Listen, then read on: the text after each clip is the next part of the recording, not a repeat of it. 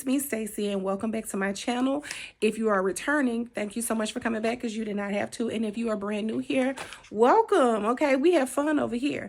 So today, I don't know what time it is when you're watching, but we have a new sew along. And this sew along is cool because the season is about to change. It's about to get cooler outside. And if you're in the South, living in the South, you ain't even mad at the fact that the weather is about to change because it has never been this hot in Alabama. I've been in Birmingham majority of my life, born and raised, gone for a couple years here and there. It's never been as hot as it's been this summer. I spent very, very little time outside. At any rate, the season is about to change and we need to be cute in our outerwear. That is what I love about this time of year. You feel a little breeze, you need a cute little jacket to put on, and when it really gets cold, you need something a little bit heavy to put on. So I have this one tried and true pattern that I have made so many things with this one pattern because I'm a person that feels like you could take a base and do something magnificent with it. So the pattern that we're talking about is Butterick's 5473. Okay, let me put this over the screen. 5473. Okay, and this is by Connie Crawford. Let me tell you what I love so much about this pattern. I have taken this one pattern and I will show you all the different things that I have done with it. I have made a vest, a fur vest. I have made, and all of these are faux fur, a faux fur vest for myself, one to give to my mom. With the vest, I did a lot of like hand stitched embellishments. And then I've made the jacket version of it, some a little bit longer, some cropped, but most recently, because I have them in so many different colors, like I said, I have a gray, I have a white, and that's the one that we are recreating here. So we are going to go through how I take this very basic pattern. Everybody needs a good basic pattern. Everything does not need to be extremely difficult because you can build it up or, you know, dress it down. And we are definitely building this one up. So I went to a Christmas celebration with some of my sew sisters in Atlanta back in December. And I was really excited about it because it was like right before my birthday. So, you know, I just get all the feels, the warm and fuzzies. My birthday is December 12th. So I recorded this and I was like, one day I'm gonna make a sew along of it. And here we are. It is time to make this sew along. So enjoy. We will talk about some things and I'll see you on the other side. Bye.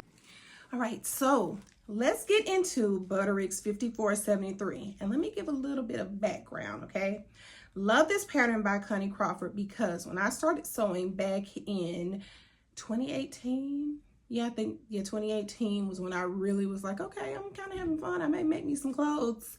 And I ran across this pattern. I had a lot of time and was kind of caught a pattern sale back when they were 99 cents at Joann Fabrics. And I saw this and I was like, I can do something with this. And the reason I said it that way, like with excitement in the store, was because this pattern goes from a size extra small to a 6X, okay? I don't have my original pattern packet because I have made this a whole lot of times. But what I do have is I picked up another size like some time ago and I just have it here, you know, for reference. But the actual pattern pieces that I use, they live here. It's something.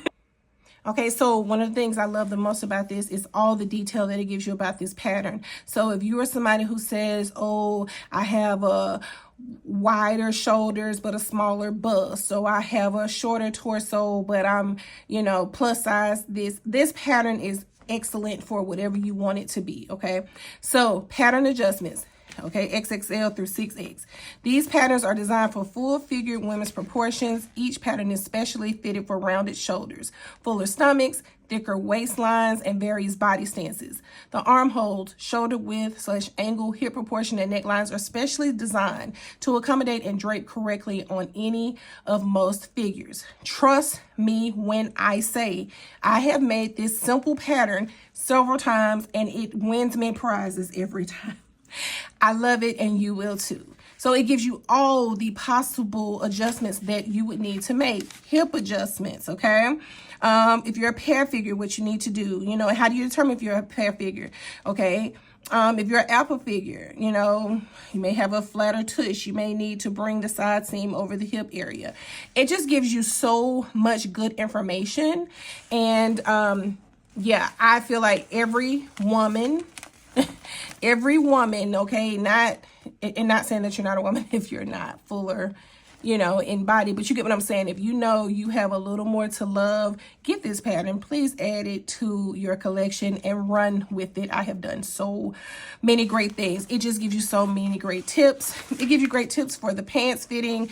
And again, you can't go wrong. And a lot of us, I don't know if you realize that one of the perks of knowing how to sew is you know how to adjust your clothing. You can alter your clothing. To my understanding, it's like between $15 and $30 a piece for people to alter different clothing. But you're doing it at home for free, sis. So keep that in mind, okay? So again, here are all the sizes. This is the one that I have. Just so happened this paperwork I have came out of the smaller packet. I think I bought the smaller packet when I thought I would be sewing for people. But baby, it ain't enough hours in the day. I just don't really sew for people. So again, keep in mind, whatever your measurements are around your bust, your waist, your hip, your bicep, you want to cut the pattern piece that goes with your size, not the size that you are used to walking in the store purchasing. So I want to give that background. Okay. So just like any other pattern you've ever seen, you know, here's the breakdown of that, you know, all your fabric cutting layouts. I just play Tetris. I cut out the pieces that I want. And, you know, my rule of thumb, if I'm going to just buy some fabric and I don't know what I want it to become, I'm going to get anywhere between 3.5 to 4 yards. Because even if I decide, oh, I want to make this a dress, you know, I have a longer torso, my arms are big, so I want to make sure I have enough to accommodate all of that. So that's that. Let's get to it. I have yet to make a jacket or a vest that actually needed interface facing. I've only made it for faux fur jackets and vests. So that's that on that. So let's get right on into it. And I've also not sewn darts because I haven't had a need to, okay? So for me, whenever I make my fur coats, as you'll see, I have my fabric as well as I have a lining. I'm gonna keep referencing Joann Fabrics because that is the one place commercially that I know we can all go and kind of find a variety of things that we need. So there is a type of lining. I'll find the info and pop it up, possibly put it in the description box. But that lining feels so good against my skin and it kind of stretches a little bit. So yeah, if I can help it, I'm always going to get that type of lining unless I am in a crunch and I cannot find it. I'll just settle for whatever I can find. But yeah, let's go ahead and get started. So we are going to be making a jacket.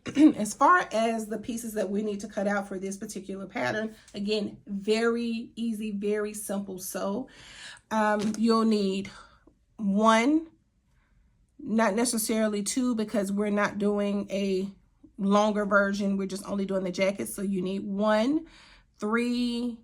We don't need the facing, and we'll need the sleeves. So we're only going to use 1, 3, and 8. That is all we need. Very simple. You will cut your pieces for your jacket and you will cut your pieces for your lining. Did you hear me say only 3 pattern pieces? Baby, I have made this jacket in a faux fur. Woke up, cut it that morning, had it on that afternoon. Don't play with her. Don't let me have an idea because I'm going hard. So again, tried and true. I didn't need to do interfacing because I was only making a jacket. Even when I make the vest, I've only used faux fur. And I've used 3 different faux furs when I have made this jacket thus far. And today we're going to be walking through the cream one that I made. So let's get into it. And keep in mind, I am not sewing darts. I have no reason to. I just want this to drape over me, you know, as much as possible. So that's pretty much that. So I cut out 1, again, I cut out 3, and I cut out my sleeves. Pay attention to your sizing. If you need to cut your fabric wider, please do so. And I'm saying that mainly like for your sleeves. Look at the measurements that the finished pattern tells you would be for your shoulder, for your arms. So case in point, finished garment measure. So say for instance, you are cutting a size 4X. You need to take your tape measure and go around your biceps. And if you are 21, then 21 inches, then that's a 4X. If you need to go up, go up. A lot of times, I don't care what that measurement is. I want my sleeve to be as big as possible because you're going to have clothes on underneath that jacket. So again, pattern piece 1, 3, and 8 for your sleeves. So for starters, we're going to start off with pattern piece 11. But if by chance you grab pattern piece 3 as opposed to 11, they're both the same. The only difference is pretty much the curve of the arm. And 11 may be a little bit shorter because it is the actual vest. And a very, very great tip, anytime you are cutting faux fur, you can tear it with your hands.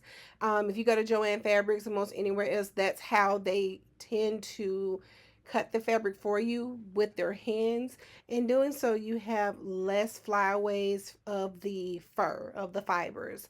So you can do that, but my electric cutter, I am such a fan because the flyaways are minimal. And just so we're clear, the only reason that I am cutting pattern piece 11 is because at the time that I was making this, I could not find pattern piece 3. But again, 11 and 3 are the exact same. If I was making a vest, the last time I used this, I used 11 because I was making a vest. But this particular time, I knew I wanted to make a jacket, but I could not put my hand on pattern piece number 3. So again, 3 and 11 are the same, just the arm opening is a little bit different, but you can adjust that as needed as you're stitching. Okay, so I went ahead, cut the rest of the pieces off camera. The pieces I cut were 1, 11, and 8. It would have been 1, 3, and 8 if I could find 3 at the time, but it was what it was. So after you stitch your 3 pieces to the side, the best tool you can have on hand when dealing with fur is a vacuum cleaner. Keep one on hand charged up at all times if you're dealing with fur or sequin. Trust me, because it will drive you insane otherwise. So pulled out my pattern piece, and again, we are only going to do A. So I pulled out and I've already told you that needle and some thread over erasable ink pens because you can remove them with just heat. But for me, I just used a red erasable ink pen. Wasn't necessarily worried about erasing that, and made marks everywhere that I wanted to put embellished buttons. And I don't know why I did not upload the YouTube short of me making the Clementine dress again, where I used embellished buttons that had buttonholes in them versus little jackets on the back that you had to hand stitch. I'll throw that up someday. But at any rate, these are the buttons that I use. Again, you have to hand stitch these on. But I found different variations of these kind of buttons. But again, they had to be hand stitched on. The reason that I spaced them is because of how thick the pile is on the fur of the jacket. I didn't want it to look gaudy, so I thought it would be more delicate if they were spaced out. And what looks to be like a little dangling piece of button, it's a strip. They were like ribbon, and you could just cut them however long you wanted. So I did about 6 to 7 pieces, and I stitched in between the joints directly onto the jacket. So it took a little while for me to hand stitch all of the buttons exactly where I wanted them. But once I was done, I turned the right sides of the fabric together, you know, the vest in the front and the back of it. I clipped them together using Wonder Clips, and I stitched just like normal. As always, I am going to use a heavy duty needle. I can't stress that enough. I don't have time to skip stitches. So I use a straight stitch, heavy duty needle. It has never failed me. So one thing that I'm really thankful that I did making this fur coat versus making a fur vest in the past is that I went through and hand stitched all of the stones on before the fact.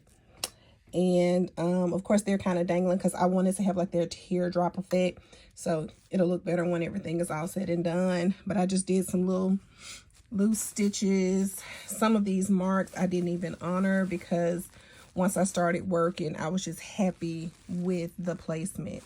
Gosh, my hand is ashy. But yeah, so the ones that I wanted to dangle, I, you know, kind of made a longer line for that. And the ones that I just wanted to, you know, just have like a little round something, I put that there. So, oddly, it's much easier to stitch the faux fur than to stitch the doggone lining. Yeah, it's a whole thing. I'm using my walking foot, but I still prefer to stitch this. Like, I just feel like it feeds so much better because it's thick, you know, and this is, you know, the backing of it. So I like stitching this better than the stretch chiffon that I'm using for my lining, but that stretch chiffon feels so good. So that's that, and we'll be back with the final results in just a few minutes. But yeah, just throw a little, you know, few loops here and there of your hand stitching. You know, you don't have to do too much because there's so many, it will burn you out. And that's that. So we'll be back shortly. So stitching of the buttons is very repetitive, extremely redundant, but I do at least want to show you all how I start out sewing them. So I have a pile of buttons and whatnot up in my upper left hand corner. I take some thread that I've been sewing with. I grab my hand needles, keep those. I take them everywhere with me when I'm on a trip because you just never know when you may need it. So feed my thread through the needle, and everywhere you see the marks are pretty much where I am going to put a stone. Again, I make my marks, and as I stitch them, I'll turn over and look and say, okay, yeah, this is good, this is enough or not enough or something like that. And everywhere you see a line, that's where I did the little strip of stones. And everywhere you just see the little dot is where I put just the bigger one accent button. Okay. So I will speed this up in just a second because, again, it is extremely redundant, but I want it to be as thorough as possible so it won't be said, well, she said she put the buttons on there, but we didn't see her do it. There is a loop that sticks out on the back of those buttons that requires you to have to hand stitch. If it was just like the buttons that I showed you all in the packet earlier when I'm showing you the denim dress that I made, the one shoulder denim dress, hands down I would have put it under the sewing machine using my button foot. But with this one, you just you got to just take the time, find something to watch on TV, get caught up on YouTube, listen to an audiobook, something to just take the edge off of it. And I know I did this over the course of maybe a day. So at this point I've sped it up, but I mean, you saw I took the needle starting from the back and came through, and you just got to be patient. I'll do about 5 or 6 pass throughs, and you know, just after that, secure your knot in the back however you can, because again, you don't want to sew it, add the lining, which, you know, which covers up the inner stitching, and then it pops off and now you're trying to hand stitch it. I mean, it could be done, especially with all the faux fur that's there. It'll easily hide the thread if you had to, but you know, let's just go ahead and do it right the first time. So again, everywhere you see a red dot, I'm using the bigger, rounder button. And everywhere you see the strip is where I'm putting the little strip of stones to kind of give like that waterfall like effect. But yeah, it's just one of those things that in the end I love, but I hate hand stitching. If you know anything about me, you know I hate hand stitching because at this point, it's 2024. I just feel like there should be a way to put everything on the sewing machine. Why are we wasting our time hand stitching?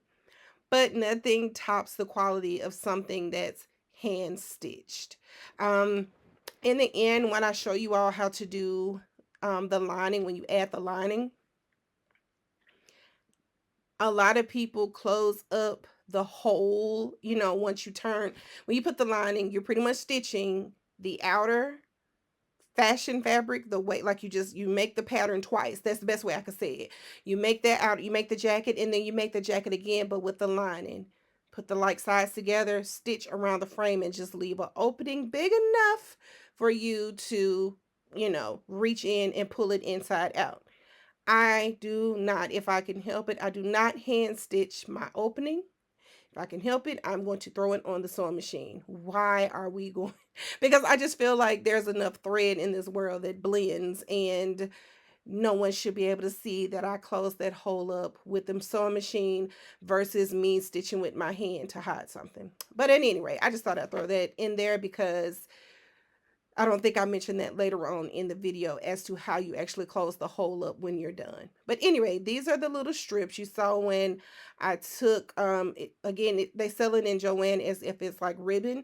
So they sell the strip of these buttons, and I cut the length of buttons that I want in the strip, and after that, I just start stitching them down. I stitch in between the joint of the first and the second one such that the rest of it can just kind of freely dangle, but it's such a good look that it gives. So well, let's just go ahead and skip past this, and because at this point you get the gist of how I went about sewing all of my embellished buttons. It's easier to do this before adding the lining. If you do it after you add the lining, you have to sew through the lining. The reason why you would sew through the lining is because the lining is only you remaking the same thing twice. You've already made the jacket. Now you got to make the lining. You take them, you stitch them together, you flip it over. When the jacket is together, it makes it difficult. It can be done, but it's not clean because then you'll see all of your hand stitching shown.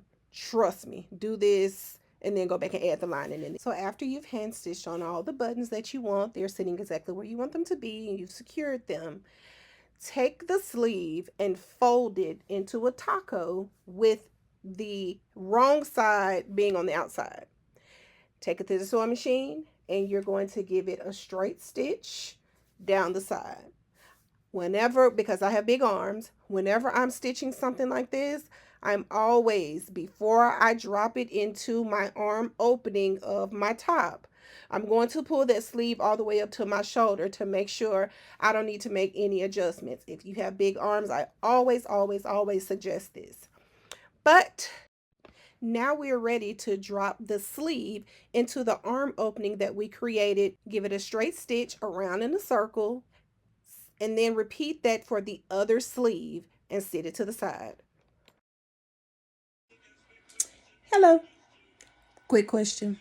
Am I the only person who really treats sewing like it's a like it's their full-time job? And by that I mean I really be giving myself lunch breaks. Like I was talking to my mom earlier, I was like, okay, girl, I gotta go. My break is up. I do that all the time. Like I was hungry and I was like, no, you can't eat until whatever time. Like I don't play. When I'm laser focused and I'm sewing, I go into a whole, there's nothing to talk about. What growls in the stomach? Like what? It doesn't matter. Am I the only person? Chime in. So as I've stated, I am more so bringing you all on this journey because I'm assuming that anybody who's watching this has made outerwear before. In particular, I have posted a video before of when I have connected the lining, attached the lining to a jacket. So again, I am on borrowed time, but I just thought this was a pretty cool project. So I have created the lining. Okay, I stitched the back of the jacket to the sides as well as to the sleeve. I did not serge this because I just didn't. Something I'm learning is that when I'm sewing for myself and I know I'm in a rush, I'm going to cut a corner. But by all means, use your serger. But I just love the way this feels. I just had to get that out. But I use a zigzag stitch, which, I mean, pretty much works about the same. But I have clipped the jacket to the lining, okay? So you can see, all the little stones that I've stitched. But I have right sides facing. So this is the outside and the outside is here. Have right sides facing, and I have clipped this all the way around because I don't really like using pins unless I have to. I have clipped the entire way around. But what I like to do, because you have to leave a point to turn the coat inside out. The point that I don't want to close up until I'm completely done is where I put a whole lot of clips together. So you can look at the spacing between all the other clips and then this one. I'm not at my cutting table. I'm at my sewing table. It's a lot of stuff on here, so please disregard all of that. But I am not going to close these up. This lets me know where to stop. And I like to do a lot of them because just in case I'm going to town, stitching, if I skip one, I'm like, oh, okay, the rest of these are letting me know, like, don't close those up.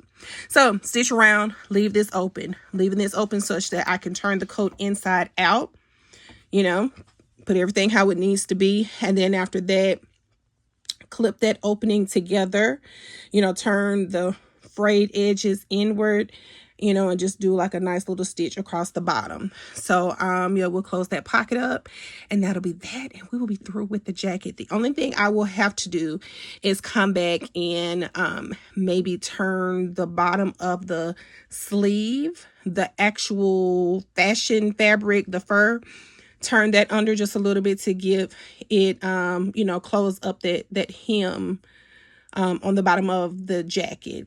I made, obviously, the lining sleeve a little bit shorter because you don't want that peeking out. And I will throw some hand stitches just to kind of tack that such that it doesn't peel out every time I put the jacket on and off. But that's that. I will show you the finished product soon. So here she is. The one thing that I did not tell you all, that it's just slight, but it's something that I did and I love the way that it turned out. I turned my fabric upside down. By that, the fibers should be pointing downward. I wanted mine to stick up and out because I loved how, like, I think it's like flamingo like feathers. You've seen those jackets in recent times. I just loved how it's kind of wild versus being tamed with the fibers facing downward. I hope that makes sense to you all. So love that. I absolutely love the placement of my stones because it's just enough to make you say, oh yes ma'am, not oh my god, that's kind of gaudy. So I love the way these stones turn out. Now, another fun fact, I did not go buy these stones for this jacket. I had these from the very first time I made a faux fur vest. And the reason why I was on borrowed time when I made this and used what I had is because my Atlanta sewing style sisters, my sew sisters, we decided to get together and have a holiday photo shoot. And I wanted a cream monochromatic look, and this is it. I made everything, y'all. I made my slip dress and I decided to give like a little asymmetrical hem, so I cut it and put the fabric back on at the bottom just to create like a fun look to draw you in.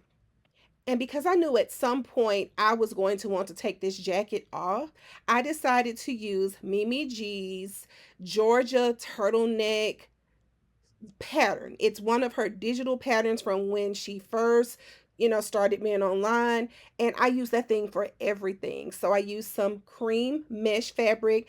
And yeah, I made a mock neck turtleneck. Did not use the little embellishments for the shoulders. But this was my look. And baby, we had a time. When I say we had a time, I thought I was Lil' Kim with my jacket on. And so I was like, hey, y'all, if I had some sunglasses, I could go in and give y'all Lil' Kim. Somebody slid some sunglasses from the end of the table. I grabbed my Coke bottle, went in. I'm signing autographs at the end of this video. Pull up on me. Pull up. But yeah, we had so much fun. We went to apartment 4B for lunch in Atlanta. It was a vibe. But this is me, y'all. I had a great time. Yeah. And because this was not my first time at this rodeo, I have some pictures for you to see just how many times I've taken this simple pattern and made this jacket, vest, whatever, so many ways. So here's a look. So here's a super old pic of me the very first time I made this with a vest. This is the later pic of me in the same vest, different hairstyle. My hairstyle changes like nobody's business. This is the first time I made the jacket, and it's the same kind of faux fur as the one we just made in this video, except it's gray.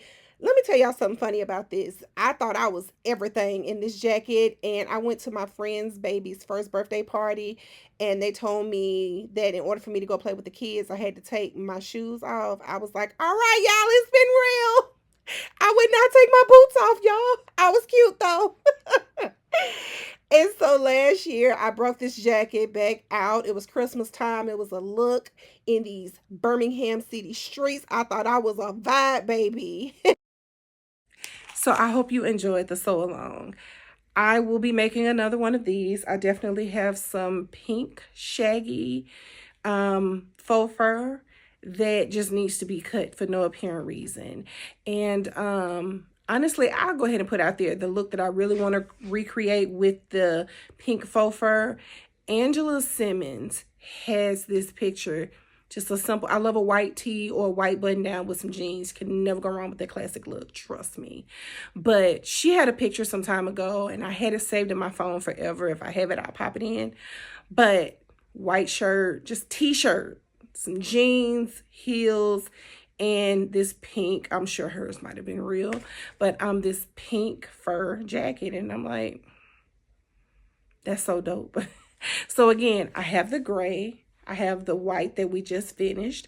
I have a darker lower pile jacket with the embellishments in it, just like the one that we just made.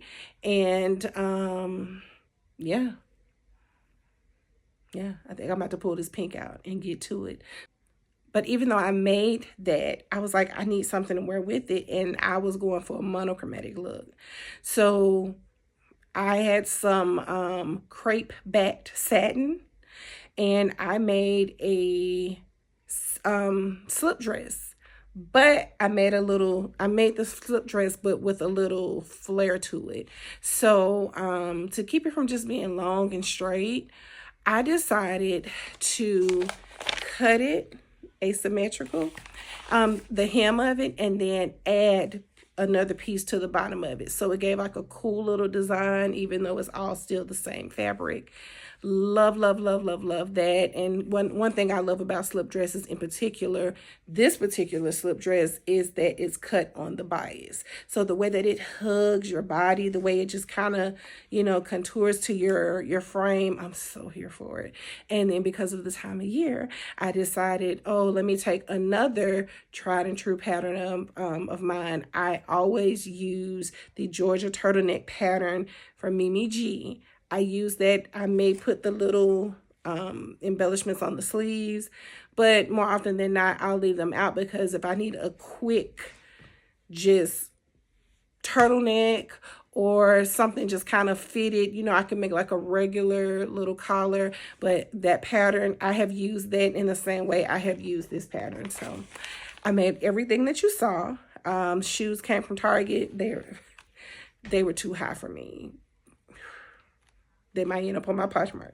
But yeah, so that's that. I made the jacket. I made the whole outfit. And that's that. So I hope you've enjoyed. Let me know your thoughts if you need help with anything. I do my best to respond to comments, but I'm going to tell y'all something. And I hope that this is conveyed because I mean it. I hope it's conveyed correctly because I mean this from the bottom of my heart. I had never gotten that many messages before, like comments, to my videos, and they've all been great, but I work 9 hours a day and, you know, just have other things going on, and I try to respond. Sometimes I just don't see all the comments.